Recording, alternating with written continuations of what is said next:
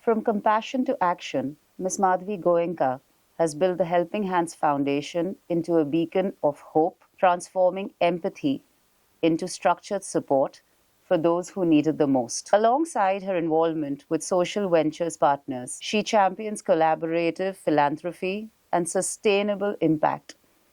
In this conversation, we uncover the courage and vision behind her journey. Welcome to Behind the Strength, Thank you, Madhvi ji. Priya. Madhvi ji, what first sparked your desire to start Helping Hands Foundation? It's a very, it's actually a very sweet story. My children studied in a school called École Mondiale, which is an international school. So they have something called CAS, and Helping Hands was actually a CAS project in which the boys stole, donuts and pizza after school hours to everybody, and whatever money was raised, it went to an orphanage come home for lepers, Vimla Hospital. And that's why our colors of our logo are purple red, because that's the dye used to test leprosy. Oh, interesting. Yeah. Was there a defining moment in your childhood or early years that shaped your instinct to serve? Yeah, because my mom is a social worker. Okay.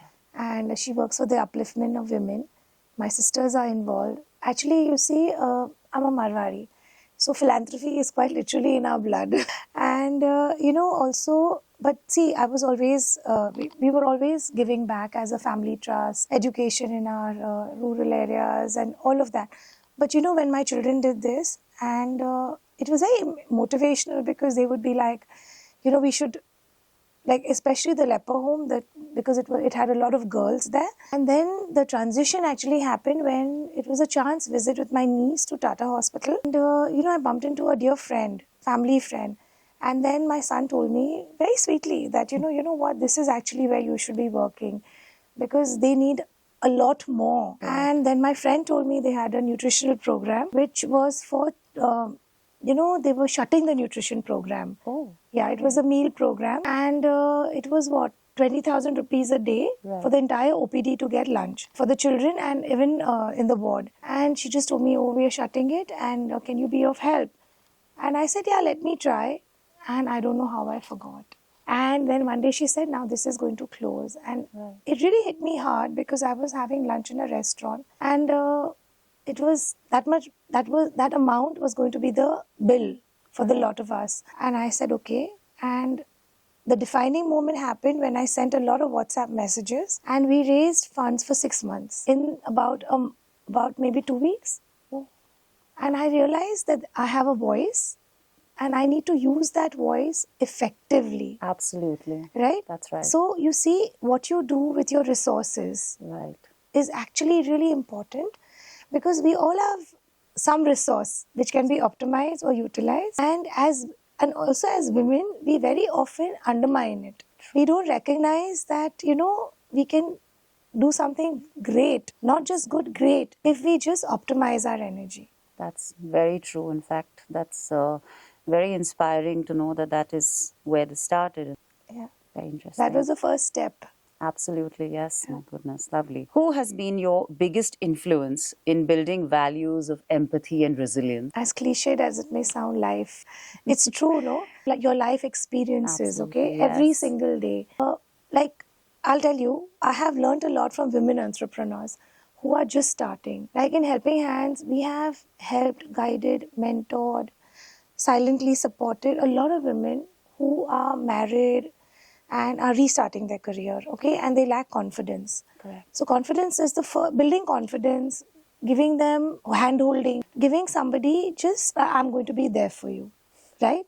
That's a So lot. I have one mantra, it's called kindness. I think that is the one thing, it cannot be traded, it cannot be sold, it can only be paid forward. Absolutely. That is the foundation of it all. Absolutely, really. Very nice. What was the first initiative you launched under Helping Hands, and what did it teach you? The accommodation project. Rural India, the awareness of cancer is very low. Now, what happens is that when they come to Bombay, I work only for below poverty line, right? And when you work for below poverty line, it teaches you the word helpless is very real. Sure. You know, they first have to get a certificate to prove they're poor. They have to make a file which costs 4,000 rupees to start treatment. Treatment may be free, but the paraphernalia that goes with it, the peripheral expenses are very Absolutely. high. And for a poor person, they are not privileged. They Right. have a family back home. They have other children. They have parents. It's an agrarian economy. Some are daily wage labor. They have their own baggage. So when they come to Bombay, the first step is a shelter, roof accommodation. That is where we started. So we very often joke, we get projects which nobody wants because there's no glory in accommodation, right? True. And there is also, it's very difficult.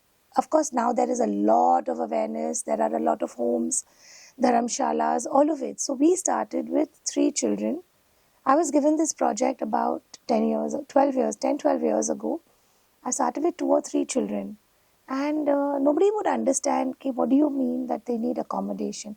I said, the highest rate of abandonment as per research done by the hospital is because there is no roof to stay.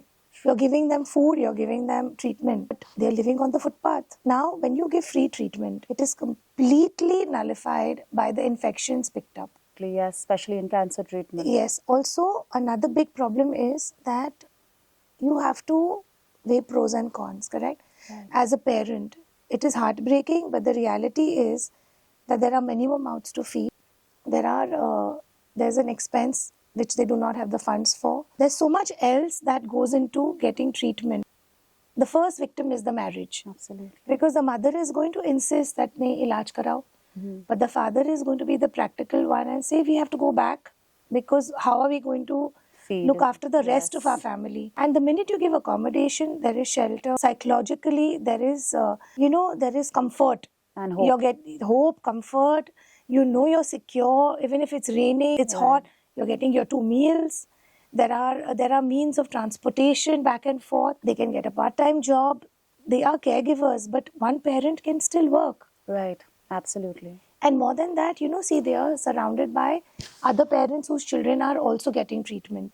Yes. Correct? So what happens is there is something like they're a motley crew of It's a people. community. It becomes They're a all community. together, Yes. and they know they all have to survive. And they all there's a inspire support each other. system. Yes. Also, Right. when the hospital tells them, sanitize this, that, all the basic hygiene, right? They know that looking at the others that yes, this is the way forward. It's something very essential because you're right. When you're taking cancer treatment, if you don't have the right place to kind of go back to, where if you're not supported, that cancer treatment is of literally no use. They do celebrations. They say now, supposing they have to stay for 7 months, right? Right. You miss no community, you miss home, whatever anybody says. End of the day, we're human beings, right? We want love, Yes. right? And we want to be surrounded by people who identify with us, where we come from. My festival, maybe Diwali, somebody's maybe Eid, somebody's maybe some Christmas, Baisakhi, anything, Christmas, yes, anything. anything, yes. So, they want to be included. Absolutely. So when they are in shelter homes, they are included, Yes. correct? They That's do their right. prayers together. Their children have people to play with. It's very important. Just for my knowledge, how many of these shelter homes are there currently? There are many, many, many, many, And, especially around Tata Hospital. We work with many homes, but we work via the hospital. We provide accommodation to over 100 families every month. And this is only donor-driven. Everything is donor-driven. And is this only in Maharashtra or is it widespread? I work in Mumbai. How do you balance providing aid while preserving dignity for the families you support? You know what? They are spoken to, they are counseled by the hospital. We are not part of that. We are part of the Survivor Project, which kind of helps in that. Correct. Because for survivors, once they survive cancer, rehabilitation is a very big task. Because it's like, for example, a child who has cancer. Now they stop going to school. When they stop going to school, to get them back into the education system, right? They have brain fog, they have missed a year. So they have to come back into school. Right. So there's counseling not only for the child, the parents, everyone. So that is very important. Bridging that gap. Bridging the gap. To keep dignity intact, like I work a lot for Save the Girl Child. Now Save the Girl Child is what? In villages, girls become a liability, right? Because we are an agrarian economy. right. In an agrarian economy, the girl may cook the lunch, may take it to the field, she'll help, all of it. Right. But the minute the child is sick, she needs somebody to look after her. Correct? Now, how is that even going to happen? So, also, it's a very big stigma. I know. Also, another very big issue is people think that, okay, I'll do jhad fook, or I'll do all. Understand, majority of India is rural India. Yes, They don't absolutely. know any Grassroots, better. yes. They don't know any better, correct? The vision and thought process is still Yes. narrow, and So, it's gonna take a when they while. put systems into place, the biggest cheerleader for getting is the fact that the child has survived, gone back, and is an example to other people. True. That this can happen. It's possible. Yeah, it is possible. Yes. So that child who recovers, goes back, is a living example Right. to that society that, okay, if I get treatment, Right. this is the result. Absolutely. Correct? Yes. Very often we have cases last minute, third stage, fourth stage. Cancer is curable if treated on time. Always remember that. Most cancers. And that is a mantra that is repeated. But the problem is accessibility. Yes. Yeah? I don't think the preventive cure has still reached the grassroots level. Not at all. There are people in the urban areas also who don't, of course it's accessible, but it's never approached out of fear. Yeah. I think our biggest stigma is fear in the urban areas, and in the rural, I think it is just Also, the fact that it's not. शादी कैसे होगी? That, of course, that is. I can give you a case in which someone came and they said they have a sister, an educated brother. He said that, but live in the village. And I said that, he said it's a relapse. I said, acha, case paper do, I'll speak, And we don't work in adult cancer, we do only pediatrics, but this was an employee. So he said that we don't have case papers. I said, how can you not have case papers, If she's a survivor, you must have the case papers. He said, my parents destroyed the case papers Oh my because she had to God. get married and we didn't tell the family. And now we don't want them to know. So we've called her home, we've brought her to Bombay, we are getting the whole treatment done. And we don't have case papers because it'll break the marriage. And I really thought long and hard and I said, I don't blame them. That's right.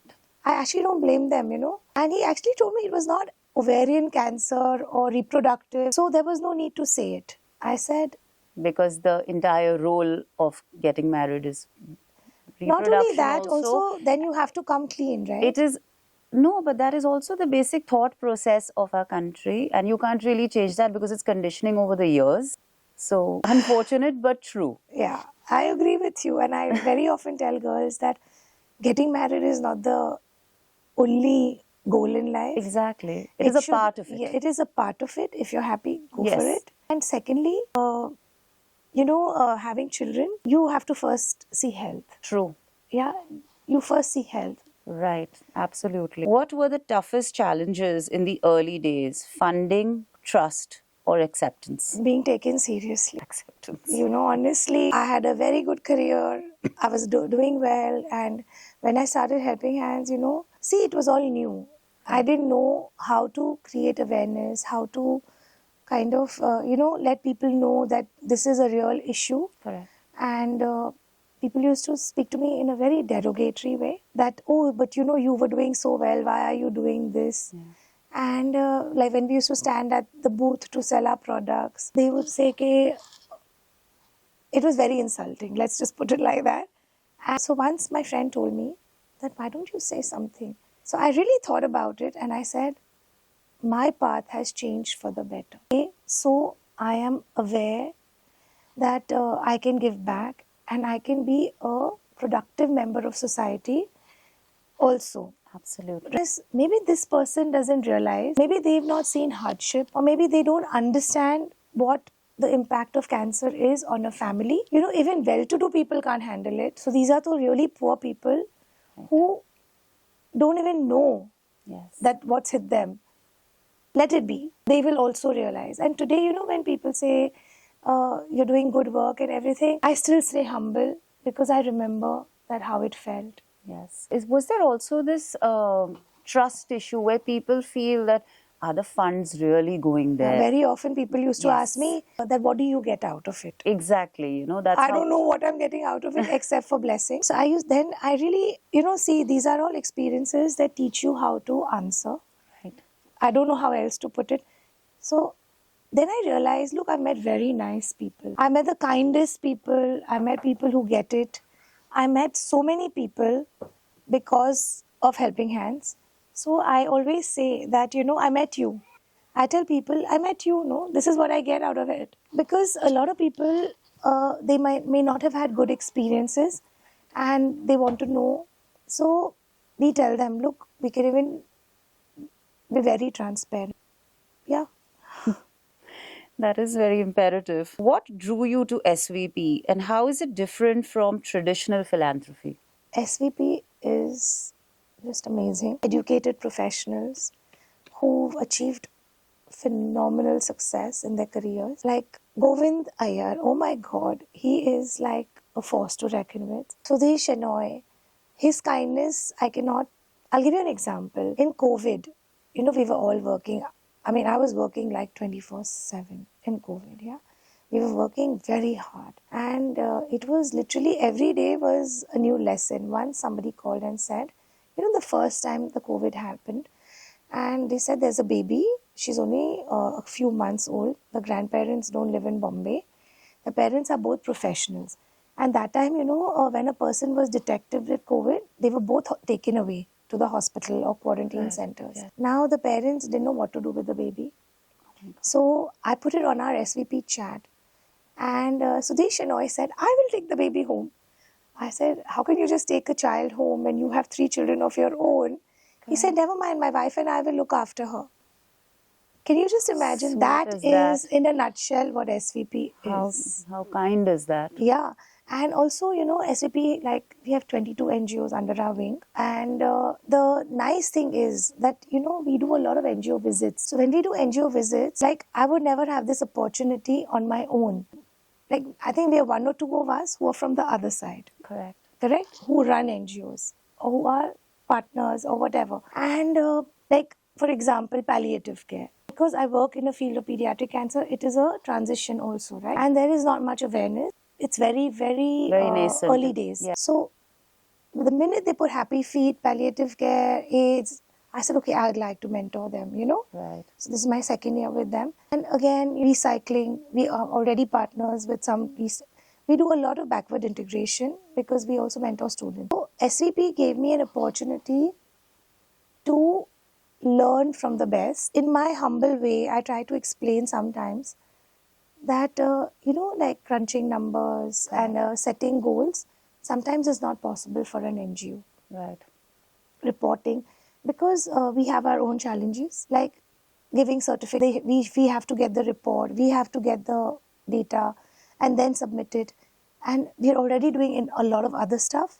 Right. So sometimes it becomes difficult. Of course. Yeah. So I may say that sometimes when I put forward my point of view, they take it. Other thing is that with SVP, they are very humble. In Important in SVP, the- it's like really, and they're all, like initially when I used to attend the meetings, because it was during COVID, I used to sit with a dictionary. I didn't even know what they were saying. Yeah. I decided this is not for me because I don't understand the terminology Right. a lot of times. But then I realized that I need to get out of my comfort zone. And they helped me when they realized. So see, that is what is also life. That is what is social work. That is what is our day-to-day living. We need to sometimes step out of our comfort zone. True. Absolutely. What does resilience mean to you personally in the face of constant hardship around you? Especially in the, when you're dealing with pediatric cancer and other kind of situations which could create any hardship, anything which you faced or ongoing. Moving on, I'll tell you truthfully, sometimes people are, they don't get it. Sometimes we have cases where you're trying to raise money. End of the day, see, we are a fundraising entity. So what happens is cases are there, you're trying to explain CSR. So, we don't make calls. We send messages and because A lot of people get calls and then there are a lot of trust issues. Exactly. Correct? So, what very often, like, when you know that this is not happening, Right. the only option is to go to the next case because that's also life. Yes. It's, as I always say, it's sad, but whatever you're saying is actually the reality of society. Yeah, and second, no, I'll tell you, for me, family plays a lot of role, a very important role. Because as they say, without support, I tell everybody, without support, we can do nothing. That's true. Very few people can achieve. Like even if you see somebody who has won an Olympic medal, see the team around them. Absolutely. Right? Yes. So you need support, right? We all need a support system. A village. Yeah. What rituals or habits keep you grounded amid the demands of leadership? Prayer, love. Absolutely. And I'm a very positive person, super positive. Sometimes I think it also comes from my ability to, my ability to kind of have tunnel vision, for lack of a better word. I'm very focused. I am not very disciplined as a human being, but I am incredibly focused when it comes to, what I want. Like what I want in terms of philanthropy, not in my personal life. My husband and children will vouch for it. I just feel that, work hard. True. And it's okay if it didn't happen today, it'll happen tomorrow. That should be the mantra for everybody, I feel. Yeah, I chant a lot. Yes. Oh, yes. Yeah, I chant a lot, like lately, more so in the past 1 year, just any job, anything, while Anything that walking. keeps you grounded. Yeah, like recently I've also discovered mahjong. Oh yes, apparently that's very famous on our even on our show. You know what, 2 hours, for 2.5 hours, it's a mental block. It is. It just keeps Yeah. you stress free. Yeah, very stress free. Yes. As a woman in philanthropy and leadership, what unique challenges have you faced? Trust. Lack of infrastructure. Oh yes. That is my biggest pet. It's that biggest bolte na. Oh God, why? Why? We can go to the moon, but we can't build infrastructure for healthcare. That's right. Right? There is a huge gap. Whatever the reality of it is that the biggest challenge is awareness. Even if people want to create awareness, lack of infrastructure plays, like for example, shelter home. Right. It's my dream project to have shelter home, so I'm building one now. Good. Because I realized that, okay, let's build one. Like, I love St. Jude's, the whole model. And Amita, again from Amita Chauhan from SCP, she's very involved. And again, she's a wonderful person who's using her voice. A big inspiration. Shalini Jatia, my mentor at Tata Hospital. She's the friend who involved me. I cannot thank her enough. Dr. Banavli, Girish, Brijesh, Dr. Brijesh. All of them, I see them and I think, good Lord, they are like a force to reckon with, the kind of dedication everybody has. It's an inspiration. I think this is the community of, I always call everybody with cancer care or anybody doing such a work.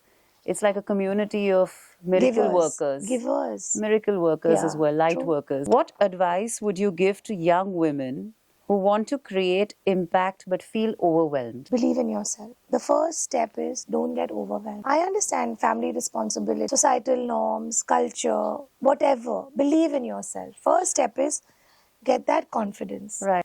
You know why? Because it's what I did with my opportunities. It's what I did with my resources. When people say, like I get a lot of this, okay, I want to make a difference, but I don't have time. Okay, I understand. I'm not here to judge you. I'm nobody. Okay, if you have 10 minutes a day, maybe you can use 10 minutes a day. Be kind, no? Do one act of kindness. How we were taught in school. Yes. Correct? Go back to that. Just be kind. Be kind to one person every day. That is also giving back. Right. Don't be too judgmental. People are very judgmental. Oh, yes. Right? Again, stop. You don't know what battle that person is fighting inside. Precisely. Correct? Like once it was so funny, somebody messaged me, oh, you have the perfect life. I said, why don't you come and spend the day with me? I would love for you to come and see my life. Okay, nobody has the perfect life. Exactly. Don't fall in that trap that I cannot make a difference. You can make a difference. You have it in you. That's enough. In fact, just that much, even that one act of Yeah. kindness a day can Yeah. create such a chain reaction. I'll give you an example. Yesterday, somebody called me and she got married. She's from another city. She got married and she came to Bombay. And she said, I'm restarting my career and what should I do and all. I'd like to, Helping Hands does these exhibitions, right? Right. And we give about 8 to 10 women, we give them a platform to restart business. So that can be domestic violence victims, that can be a divorcee, that can be somebody who's had a financial setback. It's very discreet and we're very happy to help them. So she said that thankfully she has none of those issues. But she said, I'm restarting. So I spent 1 hour trying to help her. And she said, I'm very surprised because, people don't have time. I said, I'm doing it today. Of course, I may not have The time, of course, in the I may future, not have the yes. capacity Yes. to do more than that. But feel free to call me. And something, she was so happy and that made my day. This is such a basic act of, kindness or empathy. People don't realize it, that sometimes people want to talk Yeah. to someone who Yeah. makes sense of what they are trying to kind of either vent or relay to the Yeah. person. More than and more also, see when somebody is restarting their business Yes. after a 10-year gap, That's they have a long, lot yes. of ifs and buts and should I, shouldn't I, their family has to be convinced. My God, There's a yes, lot you're of right. other baggage, correct? Correct. So it's okay, just hold somebody's hand and help them. They may remember you, they may not remember you. There was a girl who was educating her younger brother, and they were children of divorce, very bad divorce, and the mother got remarried, and she didn't have the means, and the husband didn't want the children, and it was very traumatic. I said, okay, first step, we'll pay your brother's fees. Right. I asked a friend, they paid the fee. That boy topped the school, got a full scholarship. Fabulous. I can tell you one thing. It was such a huge reward for me as a person because those blessings Right. made, a child's blessings, Correct. they're so pure, correct? Just one. So that's what it is, no? That's what keeps me going. Absolutely. Yeah. What is your vision for Helping Hands Foundation in the next 5 years? I have so many hopes, dreams. But the thing is that shelter homes, yes, shelter homes and prosthetic surgeries. Like I said, prosthetic surgeries are very important because it's the last step. First step is accommodation. Then it is, first is emergency treatment. Correct. Making the file, depositing 10,000 rupees in the patient's account, starting the treatment. That is what we do first. Then the accommodation. Third is, of course, treatment, which is through the hospital. Certain cases we do step in if they need help, but we have enough to do like this. Absolutely. And to be very honest, all this is also a lot of effort. Then the last step is prosthesis, which is giving, Ottobock is a German company which makes limbs. Like it can be given to an 8-year-old, to a 50-year-old. Like there's a long wait in the hospital for prosthesis because prosthetics cost a lot. Of course, yes. So once my mom told me, she's my biggest inspiration. She told me that, इलाज के बाद क्या होता है? ऐसे वो घर जाते तो बोली लड़कियां क्या करती हैं? ऐसे लड़कियों का, she said नौकरी ढूंढने के लिए अगर amputation होता है क्या होता है? So it made me think. So I called Shalini. I said, Shalini, now my mother's told me I have to figure this with you. So she said, prosthesis. I said, okay, great. Let's do a surgery. Let's find. So she said, we have lots. Can you imagine working with them for 7 years? I didn't even know because it's so vast. It's very vast. Yeah, yes. and then we did a surgery. That girl got a limb. She wrote a letter to me. It changed my entire life in terms of perspective of how you can make them financially independent and productive members of society in the most amazing way. Correct. Why? Because she is no longer a liability. She's earning. She's also giving back. Right. Correct? She's supporting the family. Yes. See, it's so important for these girls to literally stand on their own feet. Correct? I understand. Yes, Correct? of course. Especially an amputee or have an arm, to be able to board a bus, to be able to, not need somebody to go to the bathroom. Right. Right? To be able to cook, And eat their it's, meal on their own. Their self-worth. Yeah, confidence. Financial independence is very, very huge. Right. Correct? You give a child only 5 rupees and he goes to the canteen and buys a snack. Yes. He feels, okay, chalo, I have money in my pocket, I can buy something. So this is a person who's literally looking after themselves. Correct. So prosthetics was a game changer. We've done Absolutely. over 25 surgeries in the past few years, and for me, it's taught me a lot. I'm certain. I hope this message spreads Yeah, far and wide, please and support it. and a lot of people do benefit from it, and Yeah. it really spreads to a very far level, not only space wise or place wise, location wise, but to many people out there who really need this just to feel more valuable for themselves. Priya, when you read the cases, waiting from 4 years, waiting from 8 years, waiting from 6 years, okay, you just wonder, okay, she's waiting for so long. He's waiting for so long. And also, another very sad thing, like we try to get prosthetic funding first for girls. You know what? A lot of families don't send them for it. Can you just imagine? Bombay जाएंगे, रहेंगे, fitting के लिए रुकना पड़ेगा. Can you just imagine? And that was again something very hard hitting. So then I said, okay, maybe we'll pay for the accommodation. So you asked me a question, the experience that changed my life in terms of philanthropy, right? When